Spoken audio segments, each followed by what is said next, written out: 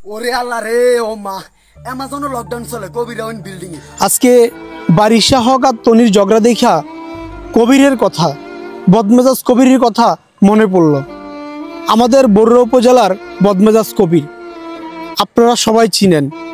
Net দুনিয়া একসময় খুব জনপ্রিয় ছিল। এই বারিশা হককে নিয়ে আমাদের কবির কিছু কথা বলছিল, যার কারণে বারিশা হক এই কবিরকে জেল পর্যন্ত নিয়ে আসছিল। জেল থেকে আইসা কবির কিন্তু বেশি দিন বাঁচে নাই।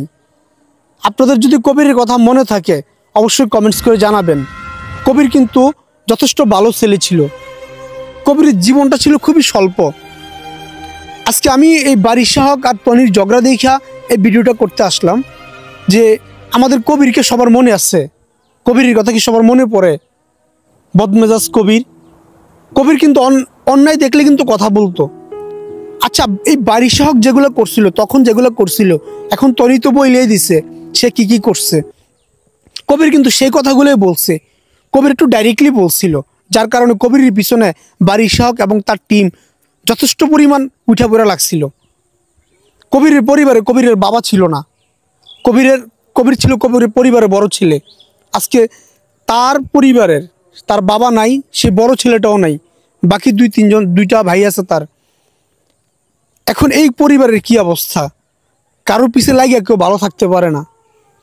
আর একটা কথা হচ্ছে, কবির যদি অন্যায় করতো বারিশা হক তারে বুঝায় বললেই হইতো, কিন্তু কবিরের যথেষ্ট পরিমাণ কষ্ট দিচ্ছে। বারিশা হক কিন্তু আজকে ভালো নাই।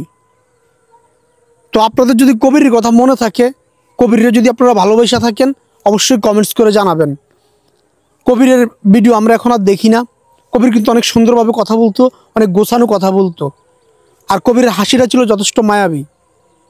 আমরা কবিরের অনেক মিস করি। কবির যদি বাইচা থাকতো আমাদের বরুড়া উপজেলা তথা আমাদের এই কুমিল্লা জেলার মধ্যে একজন সেরা কন্টেন্ট ক্রিয়েটর হইতো কবির। আল্লাহ কবিরে নিয়ে গেছে। আল্লাহ যেন কবিরকে জান্নাত নসিব করে। সবাই কবিরের জন্য দোয়া করবেন। কবিরের এই ছোট্ট জীবনে যদি কোনো ভুলভ্রান্তি করে আল্লাহ যেন কবিরকে ক্ষমা করে বেহেশত নসিব করে। আমরাও চাই বদমেজাজ কবির ওপারে ভালো থাকুক। ধন্যবাদ সবাইকে। কবিরের যারা ফ্যান ফলোয়ার আছেন অবশ্যই ভিডিওটা শেয়ার করে দিবেন।